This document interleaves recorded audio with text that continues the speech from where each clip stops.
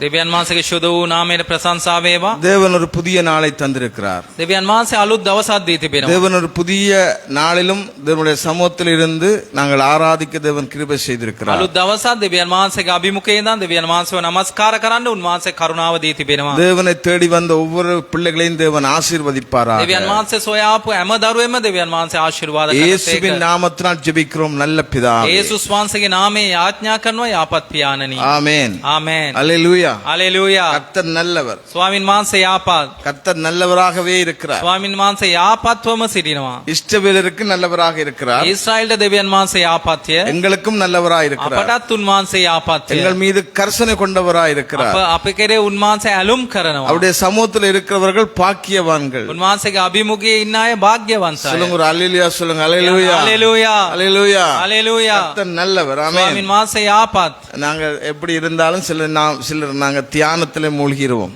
සමහර විට අපි කොමේටියත් අපි මෙනෙහි කරේද ඒකම ගැඹුරට යනවා. பாஸ்டர் சொன்ன சில வசனங்களை அல்லது அவருடைய தியானங்களை நாங்க தியானத்தில் எடுத்துக் கொண்டுருவோம். පාලකතුමා කියපු වචනේ සමහර ඒ වචනේ අපි මෙනෙහි කරන්න ඒක අරගන්නවා. ஆகவே அது வீட்டுல போய் தியானியுங்கள். ඒක ගෙදර ගිහින් මෙනෙහි කරන්න. இப்பொழுது நாங்கள் தேவனுடைய வார்த்தைக்கு கடந்து දැන් வருவோம். දෙවියන් වහන්සේගේ වචනයට ගත වෙමු. ஹalleluya. හalleluya. என்னுடைய பிரசங்க தலைப்பானது මාගේ දේශනාවේ මාර්තුකාව மார்த்தாள். මාතාල්. ஆகவே லூக்கா 10ஆம் அதிகாரம் ලෝක සුභාරංචියේ 10 වෙනි පරිච්ඡේදය 38வது வசனத்தை வாசிப்போம். 38 වෙනි පදය අපි කියවමු.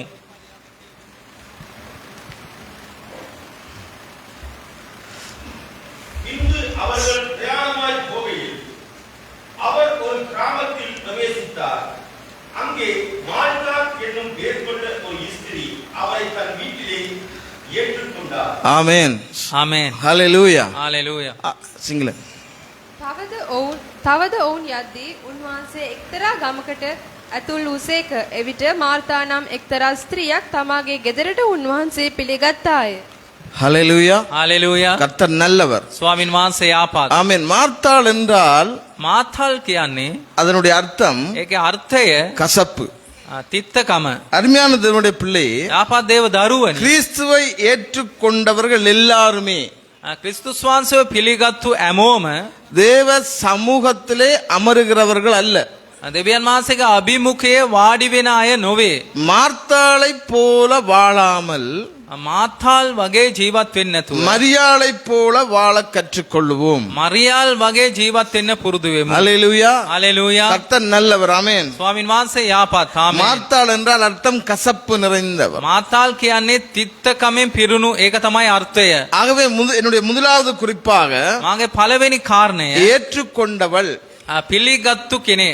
அங்கே அங்கே வேதத்தில் வாசிக்கிறோம், அவள் தன் வீட்டிலே ஏற்றுக்கொண்டாள் என்று எழுதப்பட்டிருக்கிறது. බයිබලයේ ලියා තිබෙනවා ඔහුගේ නිවසට නැත්නම් ගෙට පිළිගත්තායි ஆகவே කියලා. எங்களுடைய வாழ்க்கையில நாங்கள் ஏற்றுக்கொண்டவர்களா இருக்கிறோம். අපේ ජීවිතේ අපි පිළිගත්තු අය ඇටියට ඉන්නවා. எங்கட வாழ்க்கையில ஏற்றுக்கொண்டவும் අපේ ජීවිතේ අපි පිළිගත්තා. மார்த்தாள் தன் வீட்டிலே ஏற்றுக்கொண்டாள். මාතාල් තමන්ගේ නිවසේදී පිළිගත්තා. அருமையான தேவனுடைய பிள்ளை, යාපත් දේව දරුවනි. ஆனாலும் மார்த்தாள் தன் வேலையிலே கர்சனை உள்ளவளா இருக்கிறார். නමුත් මාතාල් තමන්ගේ වැඩ කරන එකෙන් තමයි පළමු ස්ථානය අය දුන්නේ. தன் வேலையிலே கர்சனை உள்ளவளா இருக்கிறார். තමන්ගේ වැඩ තමයි අය කරමින් சில හිටියේ. நேரம் நம்முடைய வீட்டு தலைவர்கள் தலைவி எல்லாம் செய்கிற காரியம் உண்டுதான். අපේ පවුලේ නායකයන් පවුලේ කාන්තාවන් කරන දෙයක් තමයි தன் வேலை, තමන්ගේ වැඩ, தன்னுடைய குடும்ப வேலை, තමන්ගේ පවුලේ අයගේ வீட்டு වැඩ, வேலை, ගෙදර වැඩ, மற்ற சொந்த வேலைகள், තමන්ගේ පෞද්ගලික වැඩ, இப்படி வேற இன்னும் பல வேலைகள் செய்து கொண்டே இருப்பார்கள். වෙන වෙන වැඩ කරමින් ඉන්නවා. அதிலே கர்சனை உள்ளவர்களா இருக்கிறார். ඒකට තමයි ඒගොල්ලෝ ඇලුම්කම් දෙන්නේ. மார்த்தாளும் அப்படிப்பட்டவள்.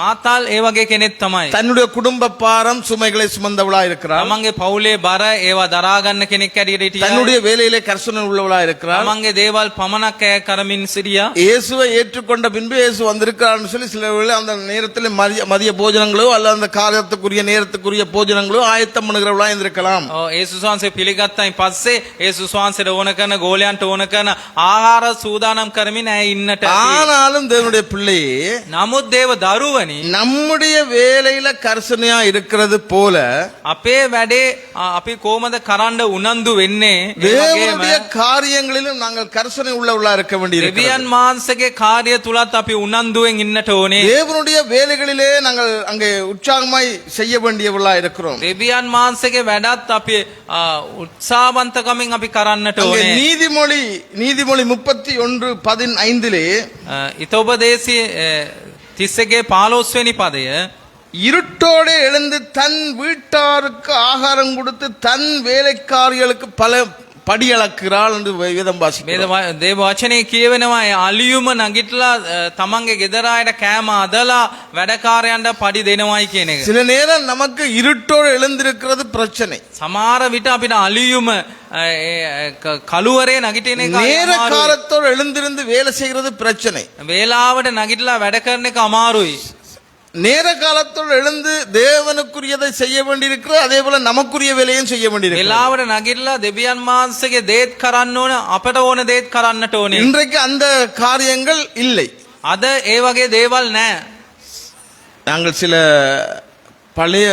பழைய நபர்கள் அல்லது படங்கள்ல எல்லாம் நாங்க பார்த்திருக்கிறோம். පරණ අයගේ නැත්තම් පරණ චිත්‍රපති වල අපි බලලා තියෙනවා. சில நேரம் அது இன்னும் சில ஊர்களுக்குள்ளே கிராமத்துக்குள்ளே இருக்கிறது. සමහර විට අදත් සමහර ගම්මානන් වල ඒක තියෙනවා. வெளி வாசல் கூட்டுவார்கள். උදේට ඇවිල්ලා එළියේ මිදුළු අතු 4 மணிக்கெல்லாம் எழும்பி வெளி வாசல் கூட்டுவார்கள். අතරට නැගිටලා අලියුම தண்ணி මිදුළු අතු ගන්නවා. தெளிப்பார்கள். වතුර ගන්නවා. கோலம் போடுவார்கள். එයාලා கோலம் කියන දේවල් இப்படிப்பட்ட දානවා. பல வேலை செய்கிற பெண்கள் அப்பெல்லாம் இருந்திருக்கிறார்கள். ඒ වගේ වැඩ කරන කාන්තාවන් ඒ කාලේ හිටියා. இப்ப கோலம் புரண்ட 8 மணிக்கு பிறகுதான் வீட்டுக்குள்ள கோலம் போடுவார்கள். දැන් ඒ වගේ දෙයක් සාධනව නම් 8න් පස්සේ තමයි ගේ ඇතුලේ තමයි දාන්නේ.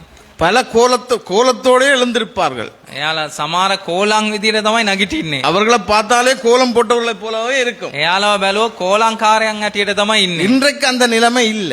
අද ඒ තත්ත්වේ නැහැ. ஆனால் இங்கே நீதிமொழியில எழுதப்பட்டிருக்கிற அதிகாலை இருட்டோட எழுந்தவள் ඉතෝපදේශී පොතේ පැහැදිලිව ලියා තිබෙනවා. இருட்டோட අලියුම නගිට්ටා. இருட்டோட எழுந்து අලියුම வேலை செய்கிறவளை இங்கே பார்க்கிறோம்.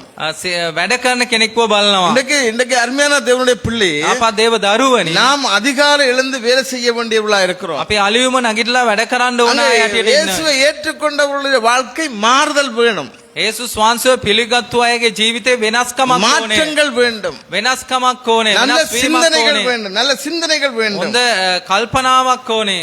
தன்னை பலப்படுத்துகிறவர்களா இருக்க வேண்டும். තමන්ව ශක්තිමත් කරන කෙනෙක් ඇටියට தன் ඉන්නට ඕනේ. கையை பலப்படுத்துகிறவர்களா இருக்க வேண்டும். තමන්ගේ දෑත ශක්තිමත් කරන කෙනෙක් ඇටියට தன் ඉන්නට ඕනේ. குடும்பத்துக்காக தன் குடும்பத்தை உற்சாகப்படுத்தி வேலை செய்கிறவர்களா இருக்க வேண்டும். තමන්ගේ පවුල උනන්දුවට ලක් කරලා වැඩ කරන කෙනෙක් ඇටියට ඉන්නට ඕනේ. சொல்லுங்க அல்லேலூயா. ஹalleluya. அல்லேலூயா. ஹalleluya.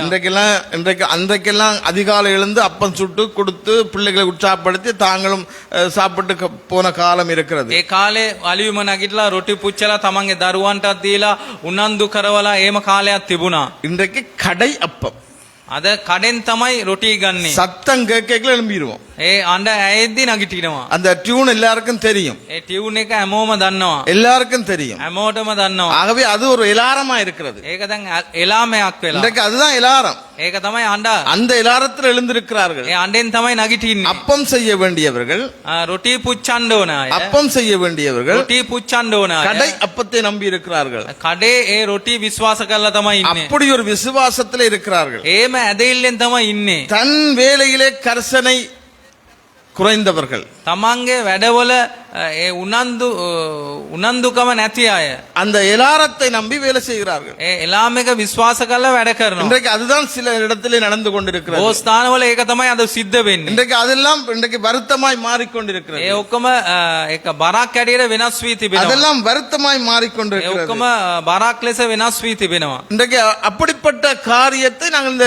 வேதாகமத்திலே பார்க்கிறோம். ඒ වගේ දේවල් අප අද බයිබලයේ දකිනවා. அதிகாலை எழுந்தவர்களாய், අලියුම නගිටපු අය, எழுந்து வேலை செய்கிற வேண்டியவர்களாய் නැගිටලා වැඩ කරන්න ඕන අය இந்த ඇටියට இடத்துல எழுதப்பட்டதை நாங்கள் வாசிக்க முடியும். මේ ස්ථානයේ ලියවපු එක අපට කියවන්නට පුළුවන්. அதுல 15 இருந்து 15 ඉඳන් 31 வரை 31 වෙනකන් அந்த சம்பவம் அழகாக எழுதப்பட்டிருக்கிறது. ඒක පෑදිලිව ඒ කතාව ලියා அங்க තිබෙනවා. மாத்தாளுடைய இன்னொரு காரியம் இருக்கிறது. මාතාල්ගේ තව දෙයක් තිබෙනවා. தன்னுடைய வேலையிலும் ஒழுங்கில்லை. තමන්ගේ වැඩ තුලත් එය හරියට නැහැ. இயேசுவை வீட்டுக்குள்ளே ஏற்றுக்கொண்டவள் යේසුස් වහන්සේව ගේ ඇතුළට පිළිගත් அநேகத்திலே கவலை கொண்டவளாய் இருக்கிறாள். බොහෝ දේවල් වල එයා දුක්බරව සිටිනවා. அநேகத்தை குறித்து அவள் கவலை கொண்டவளாய் බොහෝ இருக்கிறாள். දේවල් ගැන ඇය දුක්බරව ඉන්නවා. எல்லாம் வேலை, எல்லாம் வேலை, හැම දෙයක්ම වැඩ வேலை வேலை வேலை. වැඩ වැඩ වැඩ. ஜெபிச்சீங்களா சிஸ்டர்? යාඥා කරාද සහෝදරිය? ஜெபம் பண்ணீங்களா தம்பி? යාඥා කරාද මල්ලි? வேலை, ஒரே வேலை. නෑ වැඩ වැඩ වැඩ. காலையில இருந்து උදෑසන ඉඳන් காலையில இருந்து උදෑසන ඉඳන් படுக்கும் வரைக்கும் வேலை தான். නිදාගන්න තුරු වැඩ තමයි. கேட்க எங்களுக்கும் பாவமா இருக்கும். ආන අපිටත් ඒක පව් කියලා හිතෙනවා. எங்களுக்கும் வேலை தான். අපටත් වැඩ තමයි. சொல்லுங்க அல்லேலூயா, හalleluya அல்லேலூயா. හalleluya. எங்களை கேட்டாலும் வேலை தான், අපෙන් ඇසුවත් වැඩ තමයි. அவங்கள கேட்டாலும் வேலை தான். එයා ඒව ඇහුවත් වැඩ තමයි. வேலை, වැඩ நேரம் இல்ல. වෙලාවක් නැහැ. தேவனோடு அமர்ந்திருக்க நேரம் இல்ல. දෙවියන් වහන්සේ එක්ක වාඩි වෙලා ඉන්න වෙලාවක් அங்க නැහැ. தேவன் உள்ள அமர்ந்திருக்கிறார். දෙවියන් වහන්සේ එස්දාන වාඩි වෙලා ඉන්නවා. அவர் வந்து உட்கார்ந்து இருக்கிறார். එයා ඇවිල්ලා වාඩි වෙලා பேச ඉන්නවා. நேரம் இல்ல. කතා කරන්න වෙලාවක් නැහැ. கொஞ்சம் உட்கார்ந்துங்களுங்க, ටිකක් වාඩි වෙන්න. கொஞ்சம் உட்கார்ந்துங்களுங்க. වාඩි වෙලා ඉන්න. இந்த வேலையை முடிச்சிட்டு මේ வந்துடுறேன், වැඩ ඉවර කරලා එන්න. இந்த நேரத்தை முடிச்சிட்டு வந்துடுறேன். දැන් වෙලාව ඉවර කරලා එන්න. அந்த வேலை ஒரு நாளும் முடியாது. ඒ වැඩ කවදාවත් ඉවර වන්නේ නැහැ. கடைசி அவங்க சொல்ற வேலை, அவங்க சொல்ற காரியம் එයාලා කියන ඒ කාරණය கட்டையில போகும் வரைக்கும் வேலை. අන්තිම මැරෙනකම් වැඩ.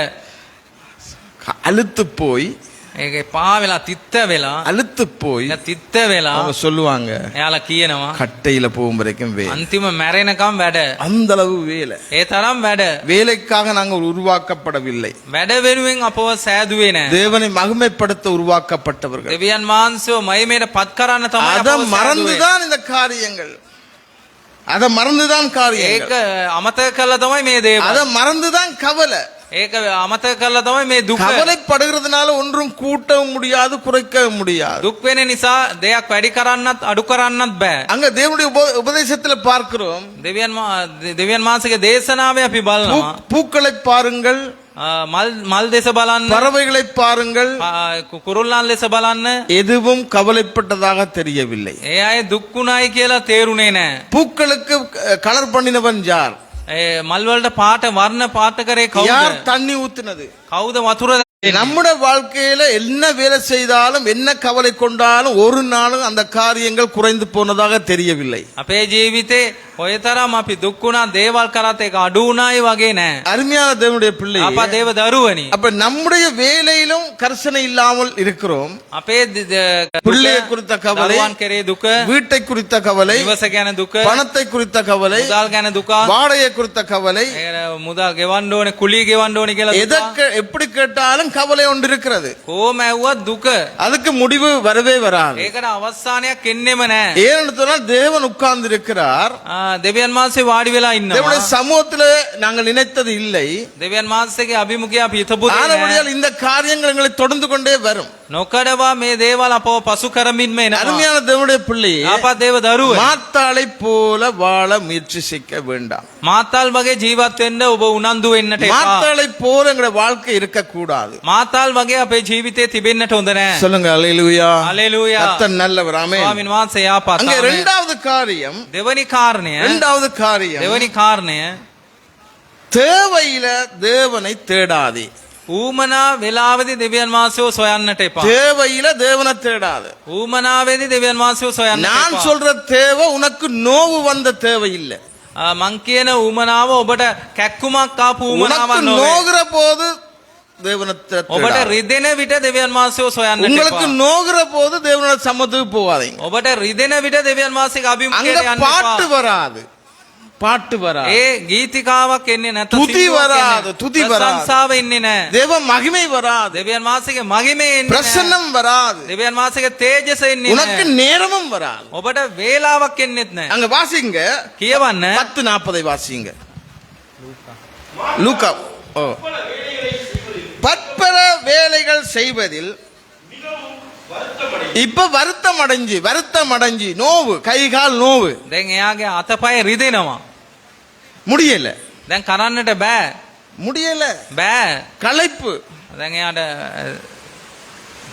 களைப்பு, වේස වෙලා ඉන්නේ. மூச்சு வாங்குது, එයාට උස්ම ගන්නවා දැන්. நாடி பிடிப்பு, දැන් මේම තමයි අල්ලන් ඉන්නේ. முழங்கால் நோவு, දනිය රිදෙනවා. எல்லாம் கவலை, දැන් හැමදේම எல்லாம் දුක. பிரச்சனை. හැමදේම ප්‍රශ්නේ. இப்ப மாத்தாளுக்கு இதான் பிரச்சனை. මාතාල්ට මේක තමයි இப்ப ප්‍රශ්නේ. அவங்க வந்திருக்கிறாங்க, பற்பல வேலை செய்வதில் மிகவும் வருத்தம் அடைந்து එයාලා බෝ වැඩ කරමින එයා වේස වෙලා. நோவில தேவனை தேடி, දැන් රිදෙන නිසා දෙවියන් වහන්සේව සොයලා. அப்படித்தான் சொல்லலாம். එහෙම තමයි කියන්නට පුළුවන්. நோவில தேவனை தேடுகிற கூட்டம், රිදෙන ඉඳා දෙවියන් වහන්සේව සොයන කණ්ඩායමක්. நோவில தேவனை தேட முடியாது. ඒ රිදෙනවා ඒකේ දෙවියන් වහන්සේව සොයන්නට බෑ. பிரச்சனை கூடும், ප්‍රශ්නේ වැඩි වෙනවා. பிரச்சனை கூடிக்கொண்டே இருக்கும். ප්‍රශ්නේ වැඩි වීමෙන් තිබෙන්නේ. வீட்டு வாடகை நோவு, ගෙදර කුලී ගෙවන්න ඕන ඒ இல்ல රිදෙනවා. வீடு மாறுற நோவு, නැත්නම් නිවසක් වෙනස් වෙන රිදීමක්. அல்லது எங்களுக்கு என்ன காரியம் இருந்தாலும் அது அந்த நோவு எங்களுக்கு பெருசா தெரியும். මොන දේවල් අපට තිබ්බත් ඒ රිදීම තමයි අපට ලොකුවට පෙනෙන්නේ. வேலை செய்து நோவு, වැඩ කළා අතපය රිදෙනවා. யோசிச்சு நோவு, කල්පනා කළා ඒක රිදෙනවා. கவலை அடைஞ்சு நோவு.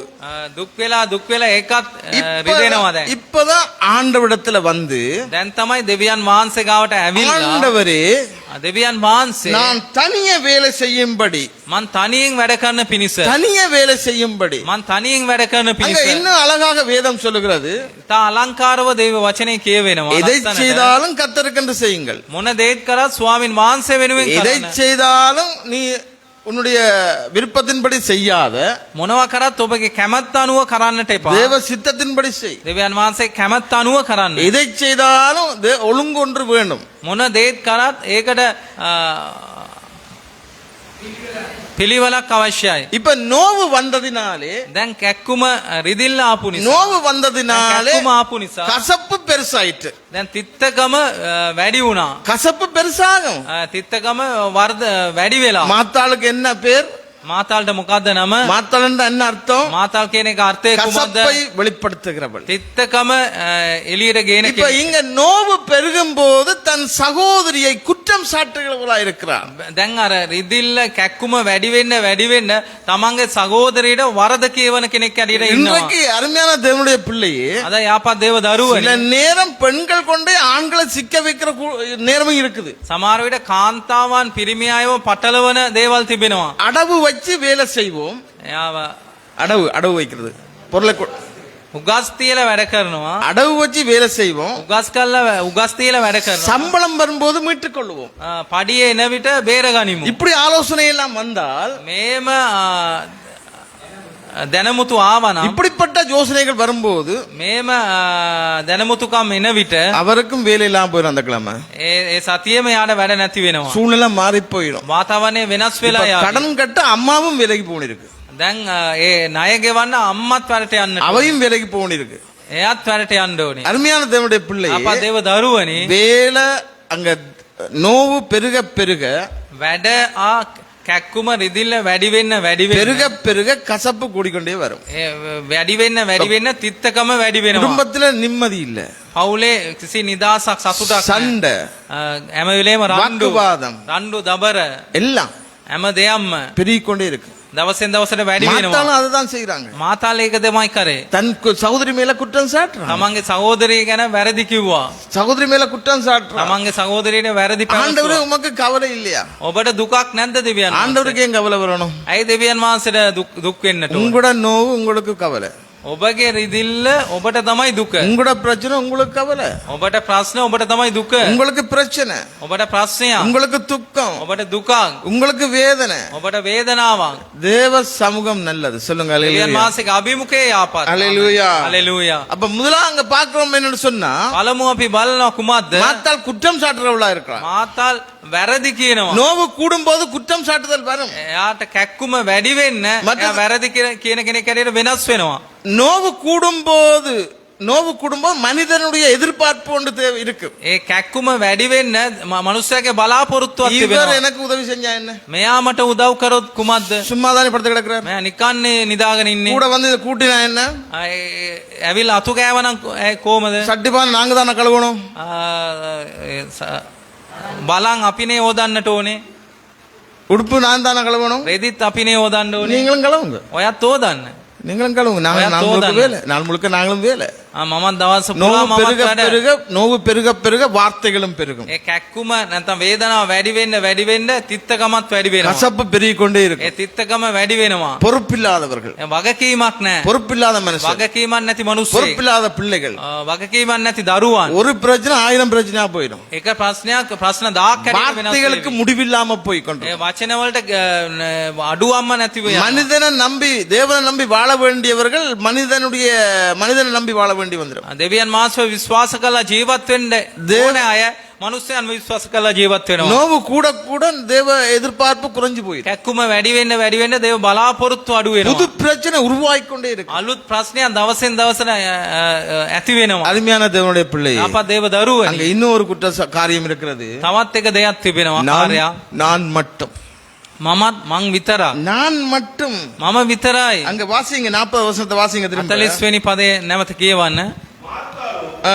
பல வேலைகளை செய்வதில் மிகவும் வருத்தமடைந்து அவரிடத்தில் வந்து, ஆண்டவரே, நான் தனியே வேலை செய்யும்படி நான் தனியே வேலை செய்யும்படி මං තනියෙන් වැඩ කරන පිණිස நான் தான் குடும்பத்தை பார்க்கிறேன். මං තමයි පවුලව நான் බලන්නේ. மட்டும் මම විතරයි. நான் மட்டும் මම විතරයි. நீ சும்மா, ඔයා නිකං. அம்மா சும்மா, අම්මා නිකං. அம்மா சும்மா. අම්මා නිකං. சொல்லுங்க அல்லேலூயா. හalleluya. தமிழுக்கு தான் அது சரியா வரும். දෙමළ භාෂාවට තමයි හරියට එන්නේ. அம்மா சும்மா, අම්මා සුම්මා. மற்றெல்லாம் நாங்க. අනිත් ඔක්කොම அம்மா මම. சும்மா சொல்லி கொண்டு இருக்கிறா. අම්මා නිකං කියාගෙන ඉන්නවා. அம்மா சும்மா சொல்லி கொண்டு இருக்கிறா. අම්මා නිකං කියවගෙන அவருக்கு ඉන්නවා. அங்க வேலை இல்ல. එයාට කිසි වැඩක් නැහැ. அவட்ட ஒரு பிரச்சனை இல்ல. එයාට ප්‍රශ්නයක් නැහැ. எல்லா வேலையும் இருக்கு. හැම වැඩක්ම තිබෙනවා. அது அம்மாட பொறுப்பு. ඒක අම්මා කෙනෙක්ගේ වගකීමක්. பிள்ளை சொல்லும், දරුවා කියයි. அது உங்களோட வேலை. ඒක ඔබගේ වැඩ. உங்களோட வேலை. ඔබගේ වැඩ. அம்மா சொல்லுவா, අම්මා කියයි. எங்கட வேலை தான். ඒක මගේ වැඩ තමයි. ஏண்டா நாங்க உங்களை பெற்றிருக்கோம் தானே. අපි ඔබ ඇදුවානේ. உங்களோட உடுப்புன்னு சேர்த்து நான் தான் கழுவ வேண்டியது. ඔබගේ රෙදිත් මං තමයි ඕදන්නට ඕනේ. நீங்களா கழுவுறீங்க? ඔයාද ඕදන්නේ. மிஷின் தானே கழுவுது. මැෂින් නේ ඕදන්නේ. ஆ. சொல்லுங்க அல்லேலூயா. හalleluya. கர்த்தர் நல்லவர். ஆமென். ස්වාමින් වහන්සේ ආපත්. எங்கட ආමේන්. வேலை. ඔබගේ වැඩ. நோவு கூடிக்கொண்டே இருக்கும். වේදනාව වැඩි වෙනවා. பிரச்சனை கூடிக்கொண்டே இருக்கும். ප්‍රශ්න වැඩි වෙනවා. அங்க அவங்க சொல்றது நான் மட்டும். එයාලා කියන්නේ මං විතරයි. இதான் பிரச்சனை. මේක තමයි இந்த ප්‍රශ්නේ. வார்த்தையை போட்டோன்னே எல்லாம் குழம்பிடும். මේ වචනේ දාපු ගමන් හැමදේම පැටලෙනවා. அக்கறை இல்லையா? කැක්කුමක් නැද්ද? எங்கள் மேல் அக்கறை இல்லையா? අපි කරේ කැක්කුමක් නැද්ද? என் மேல் அக்கறை இல்லையா? මං කරේ කැක්කුමක් ආදරයක් නැද්ද? இன்னும் நோவு பெருகும். තවත් දවසෙන් දවසට ඒ වේදනාව වැඩි වෙනවා. அருமையான தேவனுடைய பிள்ளை, අපත් දේව දරුවනි. தேவையில தேவனை தேடாதே. ඌමනාවේදී දෙවියන් වහන්සේව සොයන්නට එපා. தேவன் தேவைகளை சந்திக்கிறவரா இருக்கிறார். දෙවියන් වහන්සේ ඌමනාව සපයන දෙවියන් වහන්සේ. சொல்லுங்க அல்லேலூயா.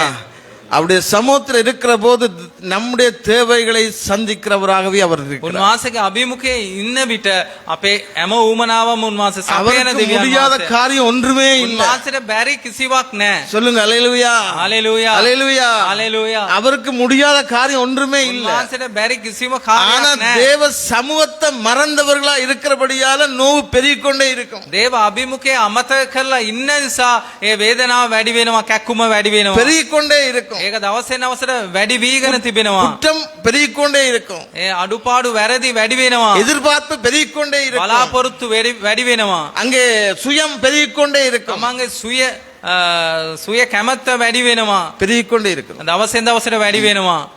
கவலையும் விடாது. ඒ දුකත් අතාරින්නේ නැහැ. கவலை உங்களை கலைச்சு கொண்டு வரும். දුක ඔබ වේදනාවට පත් කරාවි. ஏண்டா இதெல்லாம் இருக்கும்போது මේ දේවල් තියෙන විට கவலையும் உங்களை கலைச்சு கொண்டே வரும். ඒ දුක ඇවිල්ලා ඔබගේ පිටිපස්සෙන්ම ඒවි. முடிவு வராது. ඒකට අවසානයක් නැහැ. முடிவு வராது. අවසානයක් එන්නේ නැහැ. தேவ சமூகம்தான் முடிவு. சொல்லுங்க ஆமென். ඒ අභිමුඛයේ තමයි ஹalleluya. අවසානය. தேவ சமூகம் தான் දේව முடிவாயிருக்கும். අභිමුඛය තමයි අවසානය. அருமையான தேவனுடைய பிள்ளை, අපත් දේව දරුවනි. இன்றைக்கு நம்முடைய வாழ்க்கையிலே இதை மாற்ற வேண்டியவளா இருக்கிறோம். අද අපේ ජීවිතේ මේ දේවල් වෙනස් කරන්නට ඕනේ. மார்த்தாளை போலவே நாங்கள் வேலை பார்த்து கொண்டிருக்கிறோம். මාතාල් වගේම අපි වැඩ කරගන්න. மார்த்தாளை போல நொந்து கொண்டிருக்கிறோம். මාතාල් වගේම අපි එනවා. குற்றம் சாட்டிக் கொண்டே இருக்கிறோம். ඒ වැරදිම අපි කියනවා. கவனித்து நடப்போம். අපි සෝදිසියෙන් අපි ගමන් කරමු. மூன்றாவது காரியம், තුන්වෙනි කාරණය அங்கே வாசிப்போம். කියවමු අපි 42வது வசனம், 41 42. 41 42. இயேசு அவளுக்கு பிரதியுத்தரமாக, மார்த்தாளே, நீ அநேக காரியங்களை குறித்து கவலைப்பட்டு கலங்குகிறாய். தேவையானது ஒன்றே. மரியாள் தன்னை விட்டெடுப்படாத நல்ல பங்கை தெரிந்து கொண்டாள் என்றார். சொல்லுங்க அல்லேலூயா. ஹalleluya. அவள் என்ன குற்றம் போட்டாலும் එයා මොන වැරදි දැම්මා. அவள் சொல்ற தன் சகோதரிய குற்றம் சாட்டுகிறாள். තමන්ගේ සහෝදරියට වැරදි කියනවා. நான் தான் கஷ்டப்படுறேன்னு சொல்லுகிறா. මම විතරයි වේස වෙන්නේ කියලා කියනවා. எல்லாம் சொன்னாலும் හැම දෙයක් කිව්වත් அங்க தேவன் சொல்லுகிற ஒரு பதில், දෙවියන් වහන්සේ කියපු එක පිළිතුරක්. நல்ல பங்கை தெரிந்து கொள். යාපත් පංගුකාරත්වයක් තෝරගන්න. நல்ல பங்கு தேவ உறவு மாத்திரமே. යාපත් පංගුකාරත්වයක් කියන්නේ දෙවියන් වහන්සේත් එක්ක තියෙන නෑකම්. மாத்தாளுடைய வாழ்விலே தேவ உறவு இல்லாதவளா இருக்கிறார். මාතාල්ගේ ජීවිතේ දෙවියන් වහන්සේත් එක්ක පංගුකාරත්වයක් නැහැ. உறவுக்கு விருப்பம் இல்ல. ඒ පංගුකාරත්වයට කැමති නැහැ. ஏற்றுக்கொண்டிருந்தால் පිළිගත්තා නම් வாங்க என்று சொல்லி உள்ளுக்கு கூப்பிட்டு இருந்தா එන්න කියලා ඇතුළට පිළිගත්තා அவரோட නම් பேச வேண்டியவளா இருப்பாள். කතා කරන්න ඕන කෙනෙක් ஆனா ඇඩිදී. வேலையை குறித்து தான் இன்றைக்கு கவலை. එයාගේ වැඩ ගැන තමයි අයට பல දුක. வேலைகள், බොහෝ වැඩ, பல பிரச்சனைகள். බොහෝ ප්‍රශ්න. இன்றைக்கு தேவ உறவுக்கு மனதில்லாமல் දෙවියන් වහන්සේගේ නෑකමට නැත්තම් සම්බන්ධතාවයට வேலை செய்து සිතක් வேலை නැහැ. வேலை செய்து நோவைத்தான் கூட்டிக் கொண்டிருக்கிறார்கள். වැඩ කළා එයාලගේ කැක්කුම තමයි වැඩි කරගන්නේ. பாதம் அமர விருப்பம் இல்ல. දෙවියන් වහන්සේගේ පාමුල වාඩි වෙන්න කැමති பாதம் නැහැ. அமர முடியல. උන්වහන්සේගේ පාමුල වාඩි වෙන්නට அதை බෑ. குறித்த கவலை இல்லை. ඒ ගැන දුකක් නැහැ. ஆனா பல வேலைகள் இருக்குது. නමුත් වැඩ ගොඩාක් තිබෙනවා. பல வேலைகள், වැඩ ගොඩාක් තිබෙනවා. பல காரியங்கள் ஓடிக்கொண்டே இருப்பாங்க. ඕ කාර්යය තුල දුවාගෙනම ඉන්නවා. அந்த மீட்டிங் இந்த மீட்டிங் எல்லாம் போவாங்க. ඒ මීටින් මේ මීටින් ඔක්කොම යනවා. ஆனா வீட்டுல ஆண்டவருடைய பாதம் இல்ல. නමුත් ගෙදරට ඇවිල්ලා දෙවියන් වහන්සේගේ පාමුල අල්ලගන්නේ නැහැ. காலையிலிருந்து மாலை வரைக்கும் வேலை தான். දෑසනින්දා රෑ වෙනකම් වැඩ. எல்லாம் வேலை. හැමදේම වැඩ. ஜெபத்துக்கு நேரம் இல்ல. යාඥාවට වෙලාවක් தேவ නැහැ. உறவுக்கு நேரம் இல்ல. දෙවියන් වහන්සේගේ සම්බන්ධතාවයට වෙලාවක් தேவ නැහැ. சமூக தியானத்துக்கு நேரம் இல்ல. දෙවියන් වහන්සේගේ අභිමුඛයට සහ මෙනෙහි කිරීමට වෙලාවක් නැහැ. வேத வசனத்தை தியானிக்கிறதுக்கும் நேரம் දේව இல்ல. වචනේ මෙනෙහි කරන්න වෙලාවක් නැහැ. அந்த வார்த்தை இன்றைக்கு என்ன பேசிக் கொண்டிருக்கிறது? ඒ වචනේ අද මොකද්ද කතා කරමින් ඉන්නේ? இலகுவாக இன்றைக்கு எங்களுடைய கலண்டர்கள் எல்லாம் வீடுகளில் இருக்கிறது. පාසු විදියට අපේ කැලෙන්ඩර්ස් ඔක්කොම ගෙවල් වල තියෙනවා. இன்றைக்கு எத்தனாம் தேதி? අද දවස කුමක්ද? දිනේ කවදද? 21 திகதி 21க்குரிய வாக்குத்தத்தம் இருக்கிறது.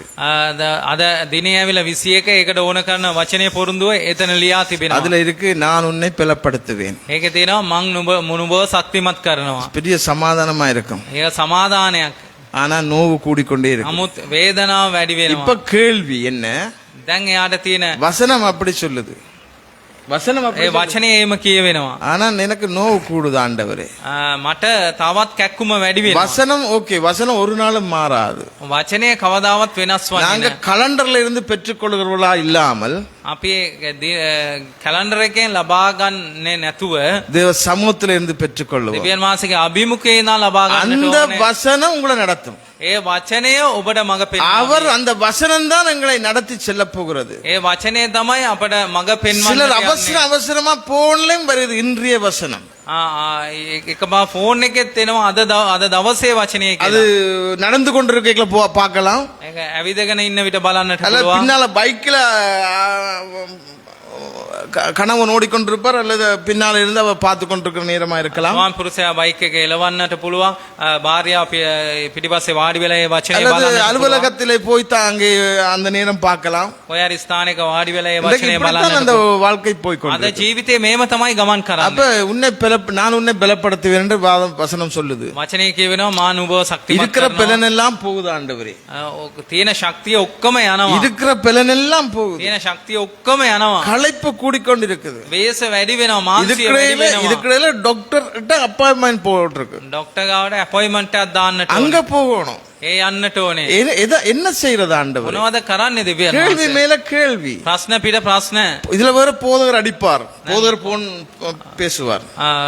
පාලකතුමාට කෝල් එකක් ඇමතුමා කේවි.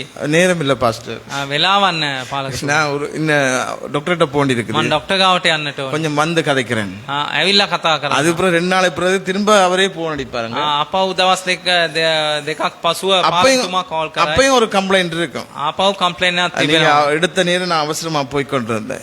ඔබ ගත්ත වෙලාවේ මං ඉක්මනට ගමනක් ගියා. நான் டாக்டர்கிட்ட போனேன், මං ඩොක්ටර් ගාවට ගියා. டாக்டரும் அங்க இல்ல, ඩොක්ටරුත් ඒ ස්ථානයේ නැහැ. டாக்டருமே இல்ல பாஸ்டர். වෛද්‍යවරියක් නැහැ. சரியான கவலையில போனோம் பாஸ்டர், මම ඉතා දුකින් ගියේ පාලකතුමා. சரியான நோவு பாஸ்டர். මට ගොඩාක් රිදෙනවා පාස්ටර්. இன்றைக்கு தேவ சமூகம் இல்லாமல் போனா அலைச்சல், දේව අභිමුඛය නැත්තම් ඔබට ඒ මේ ඇවිදගෙන තමයි ඉන්නට ඕනේ. நோவு அலைச்சலை உண்டாக்குது. ඒ ඔබගේ කැක්කුම ඔබට ඒ මේ කැරකෙන්න සලසවනවා. இன்னொரு பிரச்சனை இருக்கு எங்களுக்கும், තවත් අපිට மாத்தாளுக்கு இன்னொரு பிரச்சனை இருக்குது. මාතාට තවත් ප්‍රශ්නයක් තිබෙනවා. நேரம் கிடைச்சால்தான் தேவ சமூகம் அமரலாம் என்றால், நல்லா கவனிங்க, වෙලාව ලැබුණොත් පමණක් දේව අභිමුඛයේ වාඩි වෙන්න නම්. நேரம் கிடைச்சா தேவ சமூகம் அமரலாம்.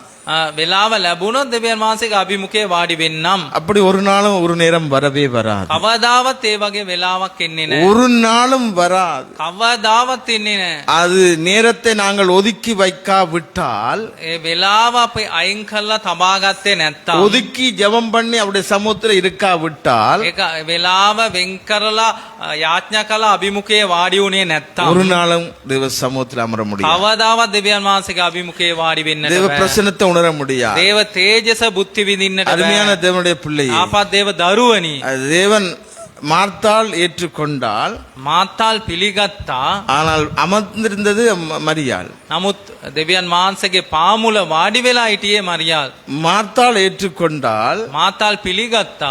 மரியாள் அமர்ந்திருக்கிறார். මරියාල් වාඩි වෙලා හිටියේ. அருமையான தேவனுடைய பிள்ளையே, ආපත් දේව දරුවනි, நாம் மரியாளை போல தேவ சமூகத்திலே அமர்ந்திருக்கிறவர்களாய் மாறுவோம். මරියාල් වගේ දේව අභිමුඛයේ ඉන්න අය ඇටියට අපි වෙනස් වෙමු. இல்லை என்று சொன்னால், නැත්තම් அருமையான தேவனுடைய பிள்ளையே, ආපත් දේව දරුවනි, மார்த்தாளை போல මාතාල් වගේ கசப்பை வெளிப்படுத்துகிறவர்களாய் இருப்போம். ඒ තිත්තකම පෙන්වන කෙනෙක් ඇටියට கசப்பை ඉඳීවි. வெளிப்படுத்துகிறவர்களாய் இருப்போம். තිත්තකම පෙන්වන කෙනෙක් சில ඇටියට நேரம் ඉඳීවි. பேருக்கேத்த வாழ்க்கை வாழ்ந்து கொண்டிருக்கிறோம்.